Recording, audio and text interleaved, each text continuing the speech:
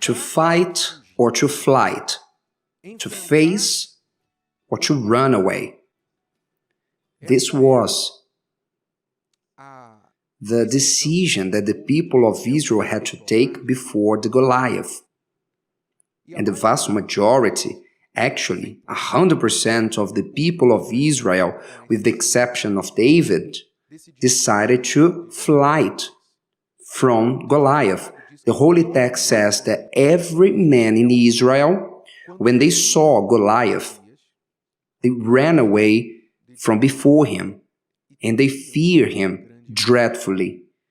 Obviously, the strategy of the Philistines worked. It was exactly that. It was to scare. You can imagine when the captain of the Philistine army found out about this young man who was a giant, who had a superior height compared to every other man from Philistia or from other nations. This army captain said, "Let's train this man to be a soldier. He will be a secret weapon for us." And the strategy of Philistia, it worked, which was to threaten, to scare the enemies. So just by the sight of the Goliath, men feared him dreadfully and ran from him.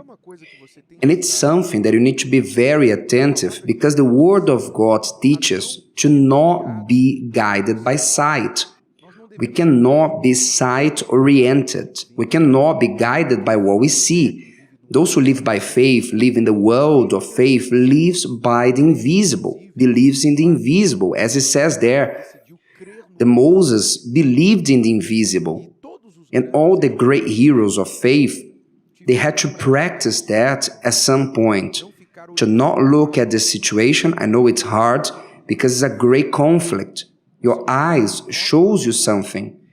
Inside of you, you want something else, but the eyes are showing something else, the contrary. So it's natural that you may be filled with fear. Natural to those who are natural. Natural to those who are natural men, natural people.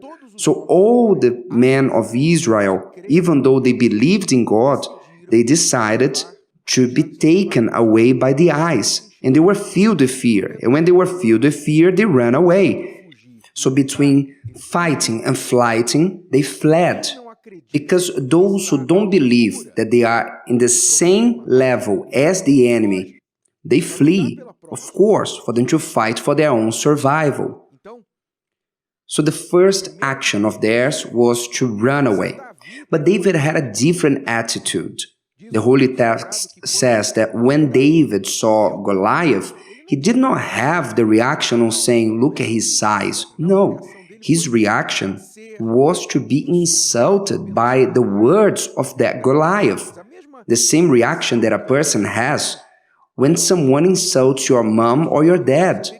You see that practically in every languages, a way of insult is for you to curse the mother or the father of the person, especially the mother. In every language, that is done.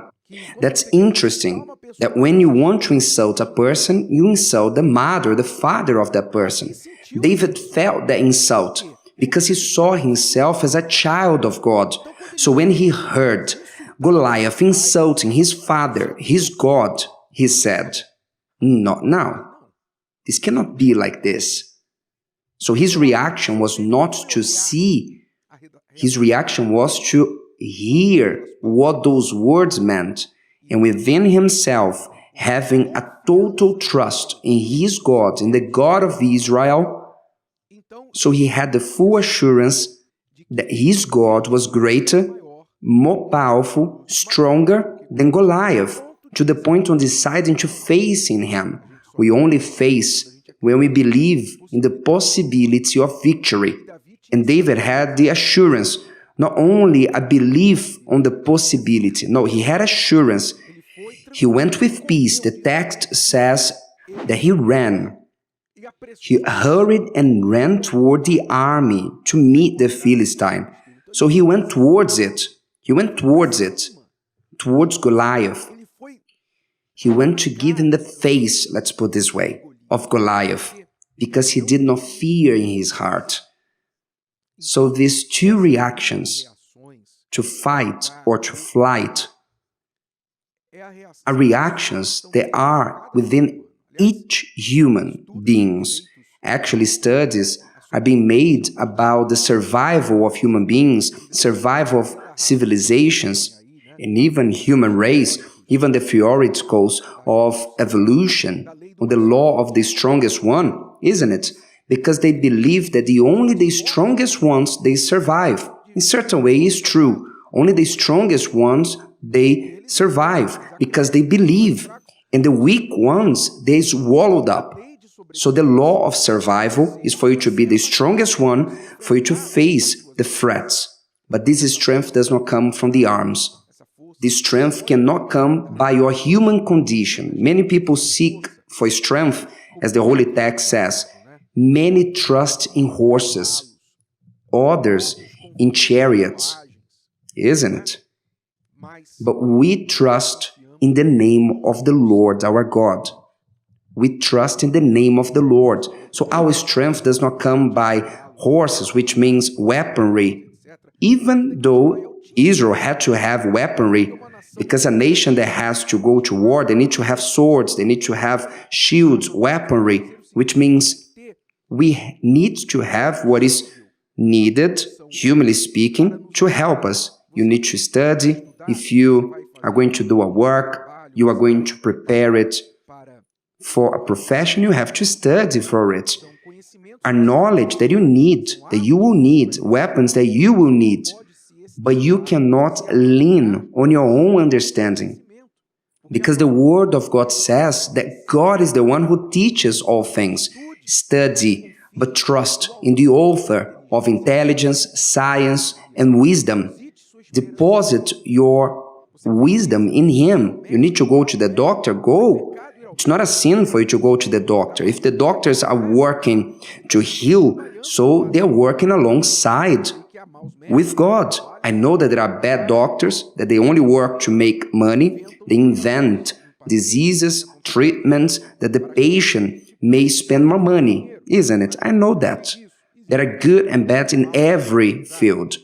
But in a general view, the doctors are working for the well-being of the patient, so they are working alongside with God. Go to the doctor, but don't put your trust, your final, total trust in the doctor. You need to put in God, because He's the one who heals. This is the action, the attitude that leads us to face the problems. There seems to be giants greater than us. The attitude to know that He who is inside of us is greater than the one that is outside. This was the faith of David. That's why he faced it. That's why David didn't run away. He faced the Goliath and the enemies of Israel throughout his entire life. That's why he was victorious. Do you want to be victorious? So first of all, you have to have pact, covenant with God. The only one who guarantees that you will have victory over all your enemies, because there's no one greater than Him. He is the giant that you need to have inside of you. If you have this giant within you, the greatest of all giants, so there will be no giant on the outside that will be able to resist you, to threaten you, to scare you. So either with a small stone, with a sword, or with a word, or a blow of air, all these giants will fall down before the giant that is within you. But the question is He inside of you? Do you have covenant, pact with Him? Otherwise, run for your life. Did you like this? Would you like to hear it again? Listen to it as many times as you need until this content becomes part of you. Don't forget to leave your like, comment, and share. See you next time.